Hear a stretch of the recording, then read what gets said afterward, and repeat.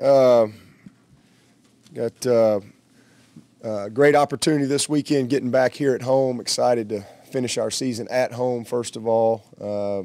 You know, we have seems like I guess we've been on a every other week type of deal here for a while, so it's exciting to know that we're going to be able to finish here in the Valley. Excited about a night game here in the Valley. That'll be a lot of fun for everybody, and going to be a great week. This is always a special time. I cannot believe it's game 11. It's just crazy, but season seems like it's flown by fast, and just trying to enjoy every second of it with this group of seniors that we have. Just love being around them as people every single day. Obviously, they're great players, but just who they are as young men. So senior day, it's going to be awesome, and I know we'll have a great crowd to come out and kind of tip our hat to these guys, and what they've done is amazing. And ironically, you know, they've got an opportunity to make some history on senior day. Several different cases of it, whether it be obviously they got a chance to get their 51st win, which is an ACC record. If they can take care of business, and Renfro has a chance to set history with one catch, and career starts for a receiver. Same thing with Christian Wilkins. He's got a chance to make some history. Career starts at D tackle, and Mitch Hyatt, career starts overall. He's already got the snap record, so a lot of neat things in play for these seniors this week. Not to mention just the opportunity to get an 11th win and to stay on track for you know, postseason opportunity that they want to achieve. So just really excited about the game, and Military Appreciation Day as well. That's always an incredible day here at Clemson. I think our people do as good a job as anybody in the country with that. But let me tell you, we got a really good team we're getting ready to play. Duke 7-3, and first of all, let me just say this: you know, David Cutcliffe he's as good a coach as there is in the country, and he's a good friend, has been for a long time. He's one of my good friends in this business, and just have so much respect for who he is, but what he's done at Duke is unbelievable. The consistency that he's established there, the program, the culture, watching their guys play and how they play, it jumps out at you as far as you know, their belief in what they're doing, and that doesn't just happen. David has done an unbelievable job. I mean, he really has. And this is a really good football team. Like I said, 7-3 offensively. And you know, we haven't played Duke in quite a while, and I haven't studied them very much. We haven't had a ton of crossover tape on them. So I got to tell you, I enjoyed it, but then I didn't enjoy it. You know, really going through and watching all of their tape. This is a good football team, a well-coached football team, and you know, they believe in who they are and what they do and how they do it, and they put their guys in position to be successful. But looking at them offensively, this quarterback is spectacular. I mean, he is.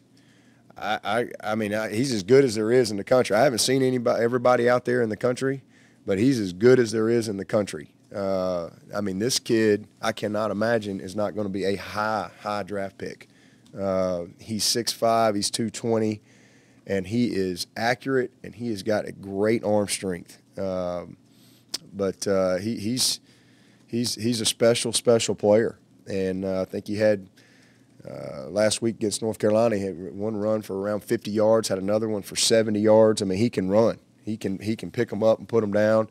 But incredibly impressed with their quarterback. And everything goes through him, you know, the zone read, the reverse zone read, all the RPOs and stuff, everything goes through their quarterback, and he absolutely knows what he's doing, knows where to go with the ball. And he's surrounded by some really good players. Their receivers are very, very good. 82 is a very polished route runner. At number 3 is quick as a hiccup. He is fast as lightning and hard to cover in space. Very good tight ends, very cohesive in the offensive line, very well coached, and do a great job. So I don't know if y'all have watched much Duke tape, but y'all are gonna be in for a treat watching this quarterback play. Now he's a special player, and I don't have any doubt that we're going to have our hands full with him, especially with the skill around him. And then their running backs, 25 is a fast, explosive runner. He's averaging 5.5 a carry. So to me, this is one of the biggest challenges that we will have defensively all year with how they play and the people that they have within their scheme. And then defensively, same thing, very well coached. Very well positioned, play a lot of man coverage. They challenge you. They'll mix in some zone stuff and try to disguise that. But they've had a couple injuries. They have 16 is a great player for them. I'm not sure if he's going to be able to play or not. I think he got hurt last week, but this is again just a well coordinated group defensively that is very seldom out of position. So their style of play will force us to have to, win some one-on-one matchups, try to get the ball into some space and try to make some guys miss some tackles because there's going to be some unblocked guys with their style of play. But we're excited about it.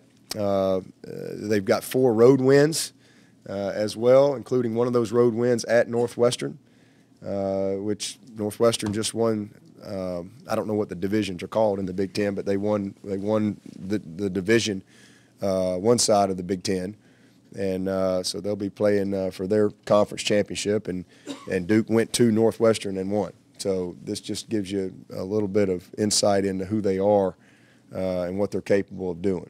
So excited about the challenge and look forward to being in the Valley Saturday night and having a great atmosphere to honor our seniors.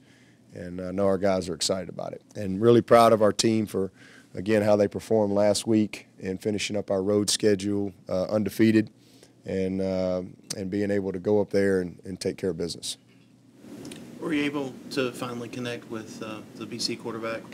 I called him and left him a voicemail. I did not talk to him, but did call and leave him a voicemail and went back and forth with Coach Adazio, and he said he's doing much better. You mentioned Coach Cutcliffe. When and how did you originally meet him? How long have you known him? Well, he's an old Alabama guy. First of all, Banks High School, and we never worked together, but 13 years at Alabama, you meet a lot of people that are connected to the university over that time, and he was always at Tennessee for years and years. So we crossed paths many times over the years, and then he was the head coach at Ole Miss, and Marion Hobby was a mutual friend, and got to know him even more through Marion. When Marion was with him at Ole Miss, and then Marion was with him at Duke. I actually hired him from Duke, but so just in the coaching business over the years, and then both of us having the tie to Alabama, and then all his years at Tennessee and playing him every year, just got to know him a little bit, and then over my, I guess this is my 10th year, so he came into the league the same year that I got the interim job. I think it was his first year. So we've kind of been together the whole time in this league, and so for the last 10 years have gotten to know him really well. And he's always on the Nike trip and stuff like that, so I get to spend a good amount of time with him, and just got such a great amount of respect for who he is. I mean, he's a good man. He's a heck of a football coach, and he's just consistent, and he's all about the right things. He's definitely one of the good guys in this profession. Have you faced a quarterback as good as Daniel Jones this year? Well, obviously the kid at Syracuse, Dungy, is a great player. Finley's a great player at NC State, and this guy's as good as there is out there. I mean, he's big, and like I said, accurate, and can fly. I mean, he's just pulling away from people on tape at 6'5". So he's the whole package, and ton of arm strength, can make all the throws. With all four safeties really developing a lot this year, what kind of role has Mickey Kahn played in that, and kind of what is his coaching style? Oh, Mickey's done a great job. He's a passionate coach. I mean, he's a very knowledgeable coach. You know, he takes pride in his group, and not just their performance on the field. He takes a lot of pride in developing them as men, and I think all of that stuff matters and carries over to what you do on the field. And so he's a heck of a coach. He's been a huge part of that, and that's one of the reasons I wanted to go to two DB coaches when we got that opportunity to do that, just because a lot of times you got 5 of them on the field, and it's just so much stuff to coach, so many details, you know, between the safeties and the corners and the run fits and all those type of things. So it's been great, you know, having him, you know, coaching those guys. Coach, beyond the wins and the records, what has the senior class meant to you personally? Oh man, they've just brought a lot of joy to my life. You know, being around them and watching them develop and transform. That's to me is the best part of coaching. I mean, I think about some of these young guys. Austin Bryant, you know, first time you meet this guy, he's a young kid in Thomasville. Adam Choice, and to see their transformation into who they are, and you know that they've had some ups and some downs, but just seeing them as men now, and to know that they're, you know, just so well equipped for what's going to come next. And you know, I've just enjoyed all of my time with them. You know, these guys have been here 4 and 5 years, and it's special. It really is. Everything to me comes back to relationships, and these are guys that I know I'll have relationships with for the rest of our lives. It's sad. It's sad because you know they got to go, you know, and you're like, man, it's going to be my last Thanksgiving with these guys. You know, they'll be somewhere else next year, just like, you know, our guys last year. I miss those guys, but you know, it's also comforting too, though, because I know that they're prepared, and that they'll do great in life, and you can, you know, take some pride in knowing that you kind of helped them along the way. But they've just brought me a lot of joy. It's been a ton of fun being with them. Obviously, we've won a bunch of games and all that stuff, and they've been great players. But it's a group that I'm gonna miss. It's definitely the biggest group I've had. But it'll be a special night getting to see them. We'll honor them individually Saturday night, and then in our last game, they'll come down as a group, you know, and one last time. So it'll be special. Coach, the longer you coach, does it ever get easier to say goodbye to seniors? No, I think it gets harder, to be honest with you. It's, you know, you just get close to these guys. I mean, we spend a ton of time together. I mean, a ton of time. You're with these guys, and it's, you know, and then when it comes time, the seniors just has always been special to me. Those guys, they're the most invested. They've been here. They've done the right things. These guys are all going to be graduates, and you know, just it does not get easier. Just like, you know, I had one kid leave my house, and it wasn't any easier when Drew left the house, and it won't be any easier when Clay. It'll be worse when Clay leaves. So I just think that you know, you love these guys, and I mean, it's awesome having them as players, obviously, but just being around them as people and seeing the commitment and the work ethic and the leadership and just the total transformation is special. Do you see any of these underclassmen that may step into those leadership roles? Oh, absolutely. Oh, So who would they be? absolutely. Yeah, we've got a bunch of those guys. I mean, we got a great junior class, got a tremendous junior class, but you know, that's always the fun part for me too, is starting over. and trying to, it's a new team and new chemistry and new leadership and new roles. Some roles carry over, but we still start over. So I'm just focused on where I'm at and enjoying today and these last moments that we have with this group. How much credit do you give that senior group with the consistency you guys are able to have had this year? I mean, obviously consistency over 4 years for them, Yep. but this year it seems like a different level of consistency every week. Yeah, well, it all matters. I mean, when they were freshmen, there was a group of seniors and juniors around here that were pretty good too, and so that's why they're in this position to do what they're doing, because what they did as a freshman matters. What they did as sophomores mattered, and what they did as juniors, and that's kind of what we do here. That's how we maintain that consistency, is we create that buy-in, and our culture drives a lot of that. I mean, these freshmen that are here, they're competing with that senior class, and if you can't go back and be a freshman again, but it's going to carry over with you. You're going to have to own everything that you did as a freshman and as a sophomore and as a junior, and so forth. So. It's pretty cool. I think this will be like the fourth or fifth class in a row that's leaving here as the winningest senior class ever. So is it the fifth? This will be the fifth senior class in a row that has won up the previous senior class.